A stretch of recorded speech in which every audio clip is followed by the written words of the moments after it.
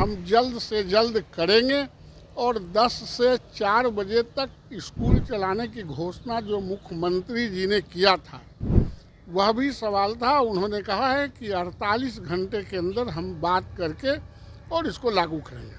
यही कोई सुई नहीं अटकी हुई है। पहले में और अब में टेम्परेचर में माननीय मंत्री ने स्वीकार किया कि पहले के टेम्परेचर में और आज के टेम्परेचर में बहुत फर्क है, बहुत सुधार हुआ है।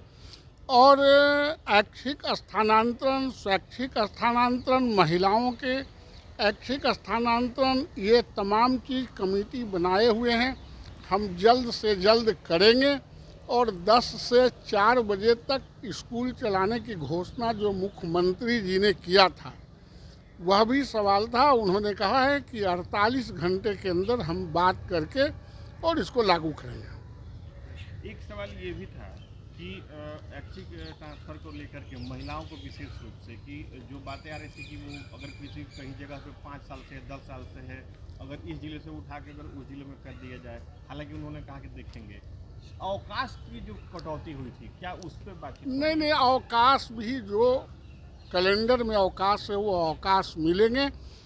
और ऐच्छिक स्थानांतरण का मतलब है कि आप ऑप्शन देंगे, इसलिए इधर उधर ट्रांसफ़र करने की कोई बात नहीं है। ऐच्छिक ही स्थानांतरण होगी, यह सवाल हम लोगों का था और सरकार ने कमिट किया है। पूर्णिया में एक स्कूल है जहां पर सभी टीचर का वेतन रोक दिया गया है। जो वो वेतन रुकने वाला जो कार्रवाई है उस पर भी उन्होंने कहा है कि हम उसको विशेष रूप से देख रहे हैं और उस पर कार्रवाई करेंगे। जो शिक्षक कोई गंभीर रोग से ग्रसित है या हस्बैंड एंड वाइफ की टीम शिक्षक हो, तो एक तरफ सरकार ने उन्हें परमानेंट गवर्नमेंट एम्प्लॉयज़ के रूप में 1,99,000 में करीब 1,85,000 से ज़्यादा लोग पास किए हैं पहले वाले परीक्षा में।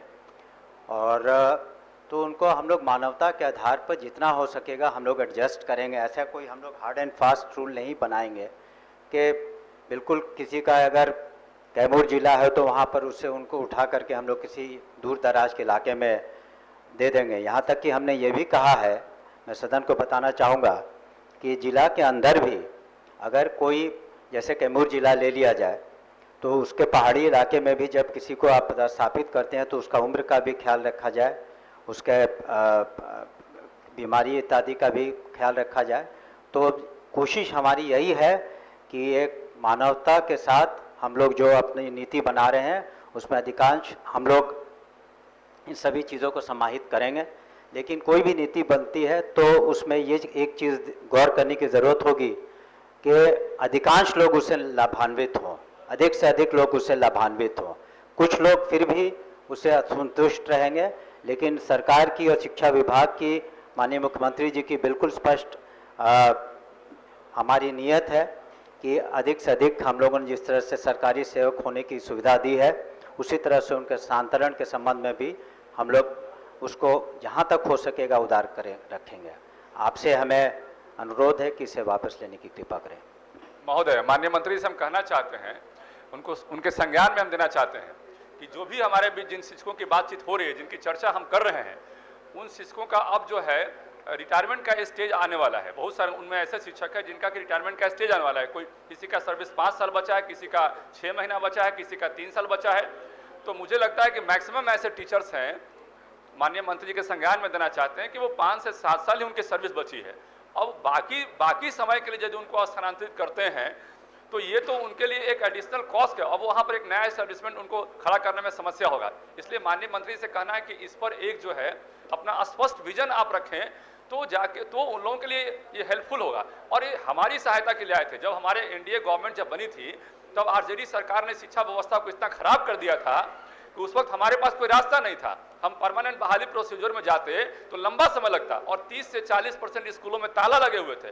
और वैसी स्थिति में जिन टीचर्स का हम लोगों ने अपॉइंटमेंट किया और जिस परिस्थिति में अपॉइंटमेंट किया, तो उनके साथ हमारा कहना है कि न्याय होना चाहिए।